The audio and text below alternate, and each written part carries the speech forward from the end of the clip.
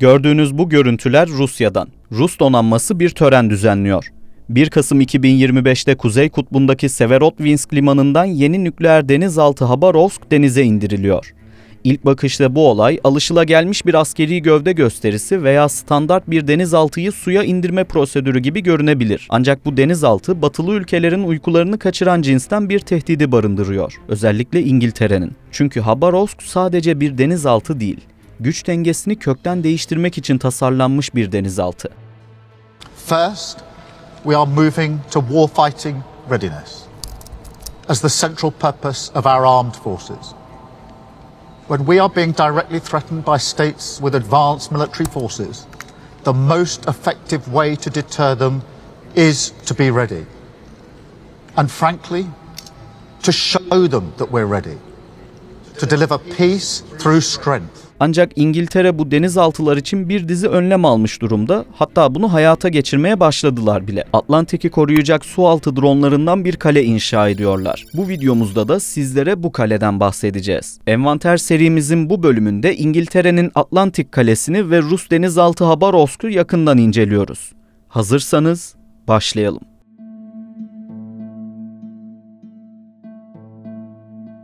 Rusya'nın Kuzey Kutbu'ndaki bu yeni nükleer denizaltı hamlesi büyük bir yankı uyandırmış durumda. Asıl korku denizaltıdan ziyade taşıdığı silahlarda. Bu silah kıyamet günü silahı olarak adlandırdığı Poseidon nükleer torpidoları. İşte İngiltere'yi düşündüren konu da bu. Russia has developed new nuclear weapons unlike anything in the United States inventory, including nuclear-powered, transoceanic, autonomous torpedoes and intercontinental cruise missiles.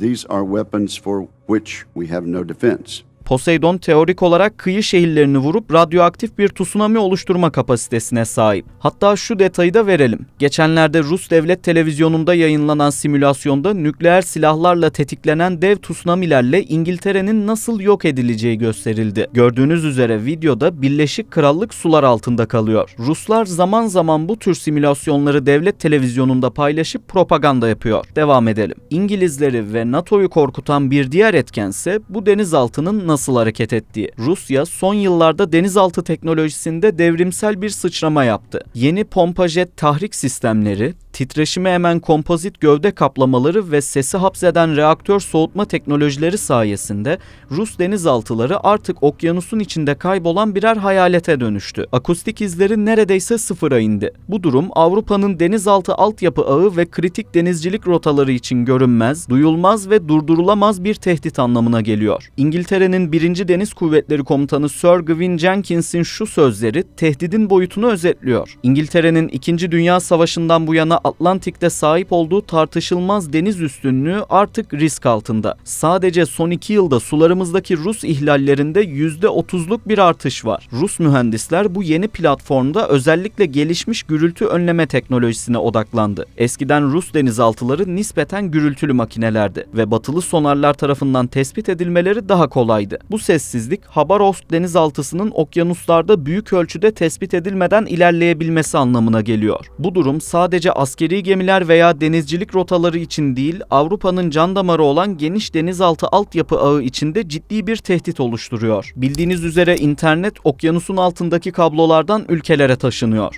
Beraberinde ülkenin birçok iletişim altyapısı da bu kablolara bağlı. Okyanus tabanı internet trafiğini taşıyan fiber optik kablolarla ve enerji nakilatlarıyla dolu. Yani Rusya'nın bunları tespit edip haritalaması, zarar vermesi İngiltere'yi hatta Avrupa kıtasını zora sokacaktır. O yüzden Rusya bu enerji ve kablo hatlarını haritalamak istiyor.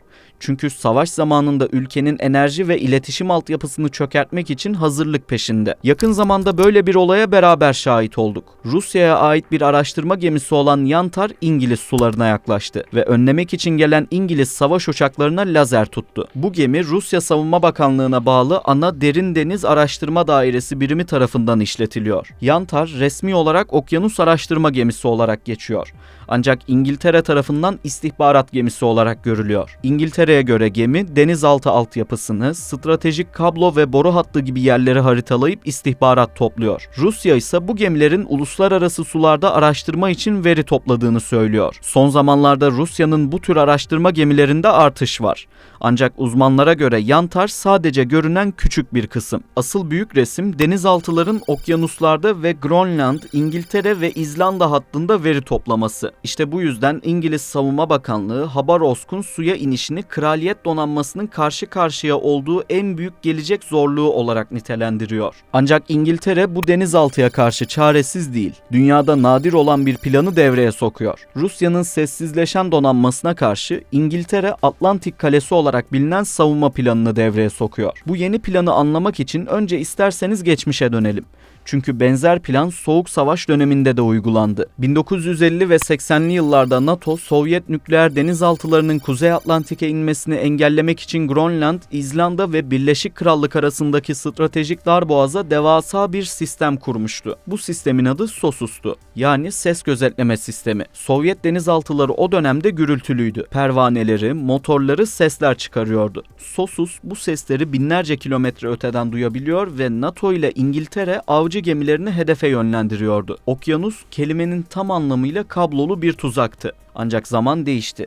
Ruslar, Sovyetler Birliği'nin çöküşünden sonra bile denizaltı teknolojisine yatırım yapmaya devam ettiler. Bugünün Yasen M sınıfı denizaltıları ve yeni suya inen Habarovsk, SOSUS gibi sabit sistemlerin duyamayacağı kadar sessiz. İşte günümüzde tam bu noktada İngiltere'nin Atlantik Ağı projesi ve oyun değiştirici teknolojisi devreye girdi. İngiltere Savunma Bakanlığı artık düşmanı bekleyen sabit mikrofonlar yerine düşmanı arayıp bulan mobil ve otonom bir ağ kuruyor. Bu ağın en kritik oyuncusuysa Alman-İngiliz ortaklığı Helsing şirketi tarafından geliştirilen SG-1 Phantom. SG-1 Phantom'a geçmeden önce Helsing'e bir parantez açalım isterseniz. Helsing'i klasik bir silah üreticisi yani Rheinmetall ve BAE Systems gibi düşünmeyin. Onlar kendilerini yazılım tanımlı savunma şirketi olarak tanımlıyorlar. Avrupa savunma sanayisinin en çok konuşulan ve en hızlı büyüyen teknoloji şirketi. Helsing sıfırdan tank veya uçak gövdesi yapmaktan ziyade mevcut ve yeni platformlara yapay zeka entegre etmeye odaklanıyor. Şunu da eklemekte fayda var. İngiltere Savunma Bakanlığı'nın açtığı ihalelerde 26 şirketin teklif verdiği süreçte öne çıkan adaylardan biri SG-1 Phantom sualtı planörünü üreten Alman-İngiltere ortaklığı Helsing şirketi oldu diyelim ve SG-1'i anlatmaya devam edelim. Bu gördüğünüz bir sualtı planörü. Bildiğimiz anlamda bir denizaltı dronu değil. Pervanesi yok, motoru yok. Peki suyun altında nasıl hareket ediyor ve Rusların o meşhur sessiz denizaltılarını nasıl tespit edecek? Gelin bu soruların peşinden gidelim. SG-1 Phantom hareket etmek için gürültülü pervaneler kullanmak yerine fiziğin temel kurallarından birini, kaldırma kuvvetini kullanıyor. Gövdesindeki özel bir mekanizma sayesinde sudan ağırlaşarak dibe doğru süzülüyor. Hafifleyerek yüzeye doğru çıkıyor. Yani Rus sonarları için okyanusun doğal bir parçası gibi. Adeta görünmez. Pasif sonarda neredeyse tespit edilemez. Motor kullanmamanın en büyük avantajı enerji tasarrufu. Klasik elektrikli torpidolar veya dronlar birkaç saat, en iyi ihtimalle birkaç gün görev yapabilirken SG-1 Phantom aylarca su altında kalabiliyor. Tek şarjla 3 aya kadar otonom operasyon yapabiliyor. Yüzeye çıkmadan devreye gezebiliyor. SG-1'ler kendi aralarında iletişim kurmadıkları ve çok az su altı izi bıraktıkları için tespit edilmeleri çok zor. Sadece bununla da sınırlı değil. Uydu iletişimi sayesinde tek bir operatör karada konuşlu istasyonlardan çok sayıda otonom planörü kontrol edebiliyor. Ayrıca SG-1 yapay zekada kullanıyor. Phantom, sensörleri tarafından tespit edilen gemi ve denizaltıların akustik izlerini sınıflandırmak üzere tasarlanmış Lura adlı bir yapay zeka sistemi kullanıyor. Bir balinanın sesini, bir ticari geminin pervanesini veya bir Rus denizaltısının pompa jetini milisaniyeler içinde ayırt edip sınıflandırabiliyor. Teknik özelliklerine bakarsak SG-1 Phantom yaklaşık 2 metre uzunluğunda. Cihaz 1000 metre derinliğe ulaşabiliyor. Sessiz bir sürüş profiline sahip olan bu teknoloji ihtiyaç duyulduğunda hızını 5 nota kadar çıkararak stratejik avantaj sağlıyor. Toplam 60 kilogram ağırlığındaki bu araç modern denizcilik teknolojilerinin sunduğu dayanıklılık ve verimlilik standartlarını bir araya getiriyor diyebiliriz. İngiltere'nin planı bu araçlardan bir veya iki tane kullanmak değil, yüzlerce belki binlerce küçük ve ucuz planörü Atlantik'e salmak. SG-1 Phantom ağı sayesinde Rus denizaltılarını yerinde tespit etmeyi planlıyorlar. Helsing'in denizcilikten sorumlu genel müdürü Amelia Gould durumu şöyle özetliyor. Samanlıkta iğne arayacaksanız elinizde ne kadar çok araç bulunursa o kadar iyidir diyor. İngiliz ve İrlanda sularını düşman denizaltılarından arındırmak amacıyla geliştirilen bu plan, gelişmiş Type 26 denizaltı savar fırkateynleri ve P-8 Poseidon uçaklarının yanı sıra yeni nesil otonom denizaltı dronlarını kullanmayı içeriyor. Savunma Bakanlığı yetkilileri yaklaşık 4 milyon sterlin civarında olan ilk sözleşmelerin siparişinin verilmesini bekliyor. Ancak bu rakam projenin sadece başlangıcı. Çünkü programın hızla genişlemesini ve sonunda yıllık harcamanın 10 milyarlarca dolara ulaşacağını öngörüyor. Yapay zeka ve otonom navigasyondaki yeni gelişmeler denizaltı avcılığında devrim yapma potansiyeline sahip. Ancak her şey kağıt üzerinde göründüğü kadar kolay değil. Rusya'nın denizaltılarını bulmak için teknoloji tek başına yeterli olmayabilir ve en yeni akustik sensörlerin bile Rus denizaltılarının son neslini duyabileceğinden şüphe ediliyor. И эти грозные, не имеющие равных в своем классе ракетоносцы начинают службу в составе нашего военно-морского флота. Мы последовательно оснащаем военно-морской флот самой современной техникой и вооружением. И подчеркну, увеличением именно серийного производства занимаемся.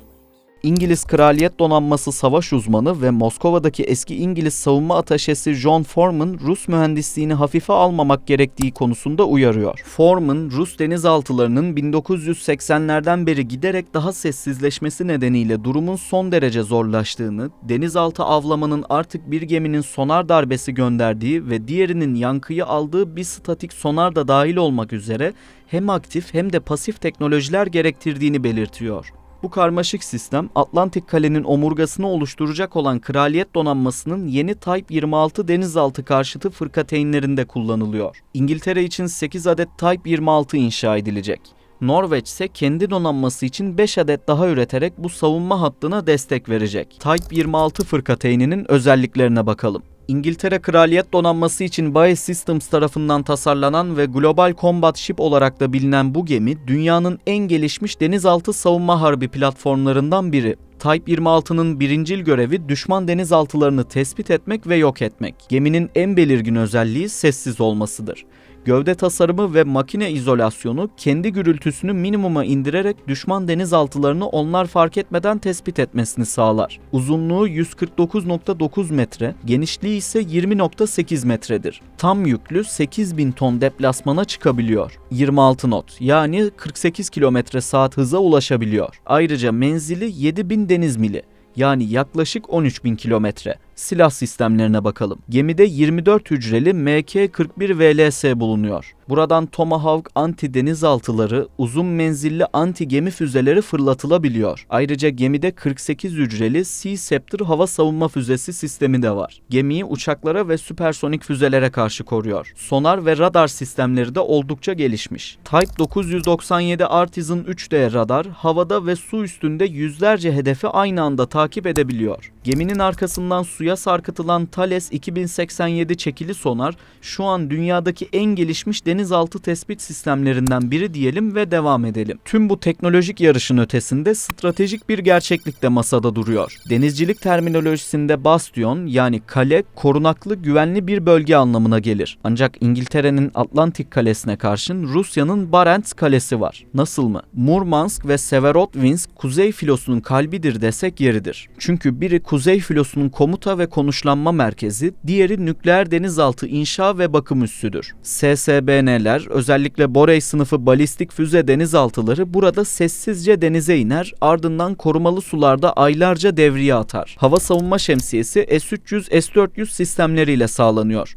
Kıyılarda Bastion P gibi gemi savar bataryalar bekler. Deniz devriye uçakları, destroyerler, hatta saldırı denizaltıları bu kaleyi katman katman korur. Ayrıca Rusya'nın stratejik denizaltılarının artık Rus kalesinden ayrılmasına gerek yok. Kıtalar arası balistik füzeleri zaten Barents Denizi içinden Amerika ve Avrupa'ya ulaşabiliyor. Bu nedenle okyanuslara açılmak yerine kendi sularında Barents Denizi'nin derinliklerinde saklambaç oynayarak gizli kalabilirler ve tehdidi buradan yönetebilirler. Sonuç olarak ayının ve aslanın çekişmesi denizlerde daha da sürecek gibi. İngiltere, Rusya'nın Atlantik'te, özellikle de Ciyuk geçidinde rahatça dolaşmasını engellemek için artık yeni nesil insansız sistemlerle ağ örüyor. Habarovsk'un denize inmesiyle başlayan süreç, savaşın doğasının değiştiğini ve mücadelenin artık görünür yüzeyden derinlere, gürültüden sessizliğe kaydığını kanıtlıyor. Rusya'nın hayalet denizaltıları arasındaki bu yeni satranç oyunu, önümüzdeki yılların en kritik güvenlik meselesi olmaya aday diyebiliriz. Rusya'nın Kuzey Kutbu'ndaki bu yeni nükleer denizaltı hamlesi büyük bir yankı uyandırmış durumda. Asıl korku denizaltıdan ziyade taşıdığı silahlarda. Bu sessizlik, Habarovsk denizaltısının okyanuslarda büyük ölçüde tespit edilmeden ilerleyebilmesi anlamına geliyor. Bu durum sadece askeri gemiler veya denizcilik rotaları için değil, Avrupa'nın can damarı olan geniş denizaltı altyapı ağı içinde ciddi bir tehdit oluşturuyor.